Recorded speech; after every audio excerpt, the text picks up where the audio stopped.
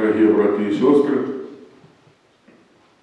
после імши розпочнемо операцію на Святейшего Сакрамента, и в сегодняшнем казании хотел бы крыху напомнить, что мы святкуем, что будем святковать раз 42, коли быть докладным, потому что, як ви вже у 3 годы зауважили, подчас імши на Святейший Сакрамент часово ховається, да, и коли изложить усе імши, которые есть подчас это 40-годинного набоженства, то отрымовывается ровно 41 з моменту виставлення Святейшого Сакрамента до моменту, коли ми пойдем з процесії після Святої Імши, або просто буде благословенство, в залежності від надвор'я, то это ровно 40 годин. И про 40 годин мы будем святкувати той самий день, коли Святий Франтишек отримав стигмат.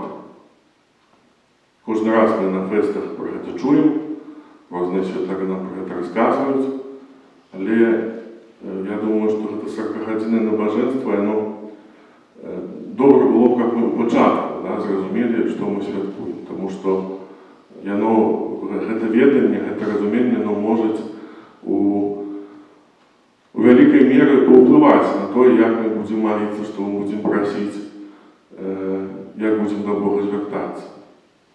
Стигмат – это раны, которые отримав Христос для того, как мы могли избавиться. И рана – речь для нас не новая, можно сказать, привычная. И раны в нашем житті стараються різні, і фізичні, і духовні. Все то, что нам болит, все то, что нас непокоит, все то, что не дает нам спокойно заснуть, это раны. Это те раны, которые часом, годами, або навіть десятигоддями не заживают. Потому что мы за нечто переживаем, може мучає нас сумління, може хочемо ми комусь допомогти, з родних, близьких не отримовується, да? Хотели, може, как у наших семьях нечто по-іншому пошло. Все это те духовные раны, которые кожен из нас має.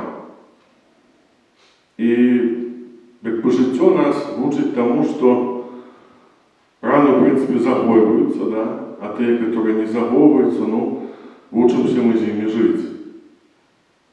И можно сказать, что было правильно, да? Потому что завсёды, коли мне приходит в голову такий приклад, що коли б ми були живьовими, да, то може б це було і правильно. Тому що я з дитинства пам'ятаю, коли, відомо, на вёсці жив, всякое бачив, там буває, що у кота, наприклад, одної лапи.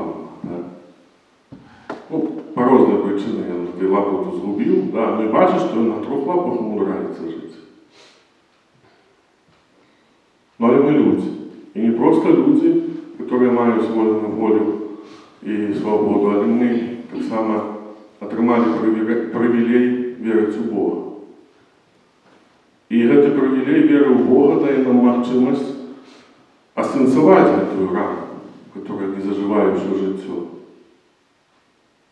И что еще важнее, это наша вера может допомогти нам эту рану, з этой раной жить, і використовувати для того, щоб робити добро.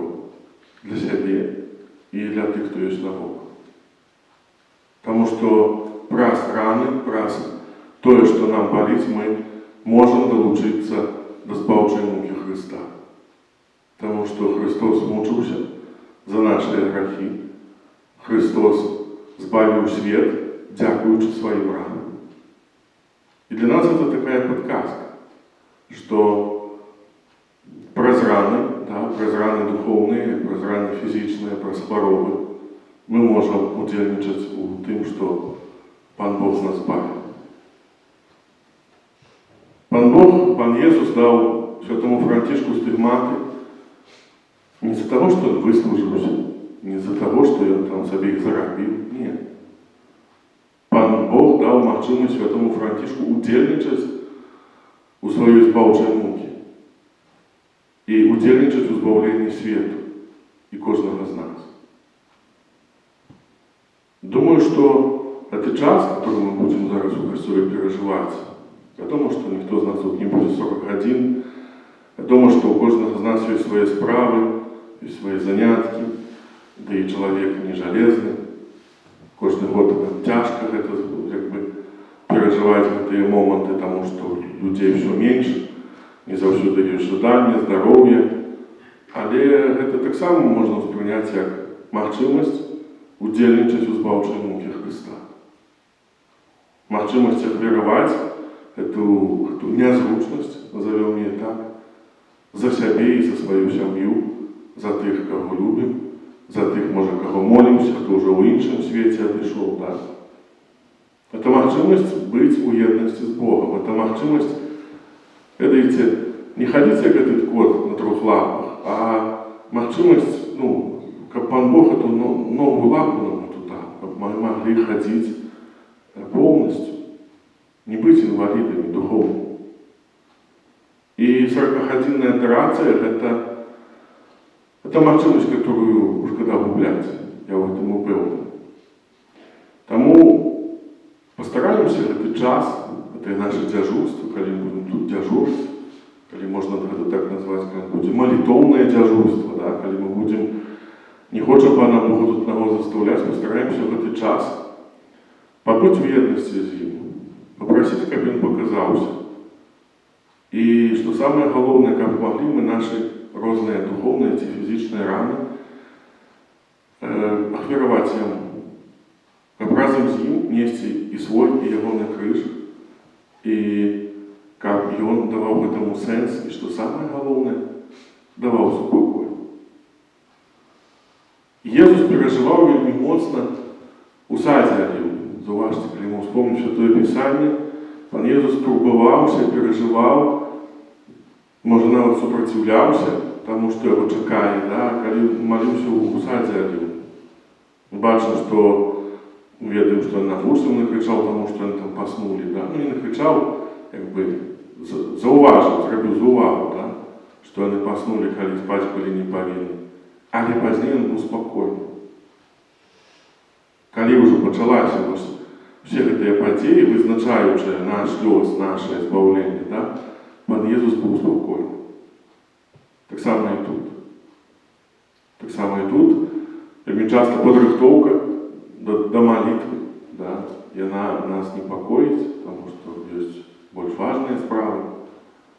Але уже сама молитва – это возможность удела у збавчай муки Христа.